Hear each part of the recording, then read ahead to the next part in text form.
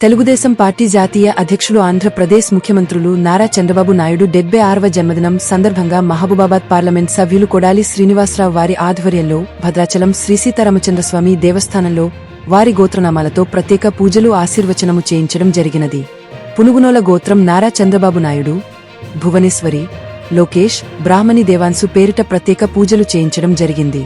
ఈ సందర్భంగా మాట్లాడుతూ భద్రాచలం పట్టణానికి చంద్రబాబు నాయుడు చేసిన అభివృద్ధి కార్యక్రమాల్ని ప్రజలందరూ కూడా గుర్తుంచుకుంటారని, భద్రాచలం కరకట్ట నిర్మాణం, రామాలయం అభివృద్ధి, భద్రాచలం నుండి లొట్టిపిట్ట గండి వరకు రోడ్ల నిర్మాణం, వాటర్ ట్యాంకులు, సబరి వద్ద బ్రిడ్జి నిర్మాణం, తారిపేరుప చర్ల వద్ద బ్రిడ్జి నిర్మాణం, భద్రాచల పట్టణంలో కరకట్ట నిర్మాణం, 4 రోడ్ల వెడల్పు, సెంట్రల్ లైటింగ్ చంద్రబాబు నాయుడు ముఖ్యమంత్రిగా ఉన్నప్పుడు వారి చేసిన అభివృద్ధిని ప్రజలు గుర్తుంచుకుంటున్నారని వారు తెలిపారు.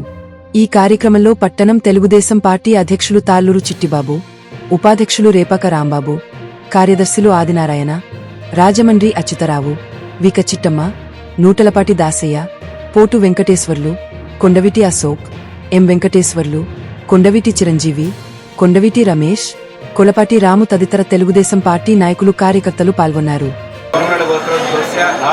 చంద్రబాబు నాయుడు नाम येस्य भुवनेश्वरी धर्मपत्नी समेतस्य भुवनेश्वरी नामस्य लोकेश बाबू नाम येस्य धर्मपत्नी ब्राह्मणी नामस्य देवांश नाम येस्य सकुटुम्बस्य क्षेमस्थैर्यधैर्यविजयाभयायुरारोग्यैश्वर्याभिचित्तं भद्राकर सीतालक्ष्मी समेत श्री रामचंद्रस्वामिनः अनुग्रहकटाक्षार्थं रामचंद्रस्वामिनः महालक्ष्मी नमः अर्चनं करिष्ये. ఈరోజు తెలుగుదేశం పార్టీ జాతీయ అధ్యక్షులు నారా చంద్రబాబు నాయుడు గారి 76వ జన్మదిన సందర్భంగా భద్రాచలం రామాలయంలో ఆయన పేరులో ప్రత్యేక పూజలు మరియు వేద ఆశీర్వచనం ఈరోజు వారి యొక్క కుటుంబానికి భద్రాచలం తెలుగుదేశం పార్టీ తరఫున మరి ఘనంగా ఏర్పాటు చేయడం జరిగింది. భద్రాచలం సీతారామచంద్ర వారిని కోరుకున్నాం, ఎందుకంటే వారు ఆరోగ్యాలతో ఉండాలి. భారతదేశానికి అట్లా ఇరు రాష్ట్రాలు కూడా వారి సేవలు ఇంకా కావాలి.